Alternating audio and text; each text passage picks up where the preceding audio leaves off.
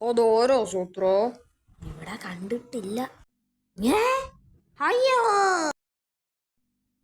നടന്നു വന്നു ഇതിലെ തടഞ്ഞു വീണു ഇവിടെ.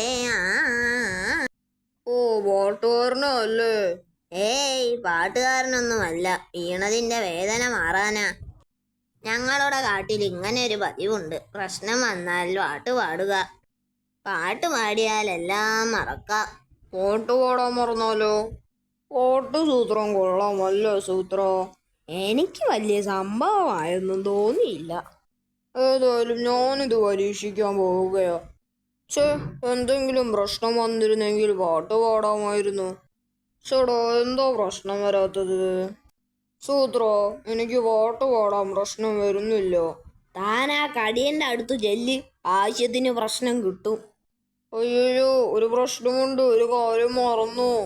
ഇവിടെ അടുത്ത് എൻ്റെ ഒരു അമ്മാവനുണ്ട്. ഇന്ന് പോയി കാണാമെന്ന് പറഞ്ഞിരുന്നു. വേദന വന്നല്ലോ, മുതുകിന് വേദന വന്നല്ലോ. താനും പാട്ടു തുടങ്ങിയോ? എന്തു പറ്റി? അമ്മാവൻ തല്ലി നടുവടിച്ചു. എന്തിന്? അമ്മാവന് അസുഖം. അതൊരു പ്രശ്നമാണല്ലോ. അതുകൊണ്ട് ഞാൻ ഉറക്കെ ഒരു പാട്ട് പാടി. അമ്മാവൻ എന്താ അസുഖം? ചെവി വേദന. ചെവിക്ക് റെസ്റ്റ് കൊടുത്തിരിക്കുന്ന നേരമായിരുന്നു. വൈദ്യര്, വൈദ്യര്, എൻ്റെ ഒരു അമ്മാവന് ഭയങ്കര തലവേദന. കാലും രണ്ടും കൂട്ടി കെട്ടി 10 അടി പൊക്കത്തിൽ കെട്ടി തൂക്ക്. തലയ്ക്കകത്ത് ചോരയോട്ടം ഉണ്ടാവും. തലവേദന മാറും. വൈദ്യര്, വൈദ്യര്, എൻ്റെ വേറൊരു അമ്മാവന് കാലിൻ്റെ മുട്ടിന് വേദന. 2 കൈയും കൂട്ടി കെട്ടി 10 അടി പൊക്കത്തിൽ കെട്ടി തൂക്കിക്കോ.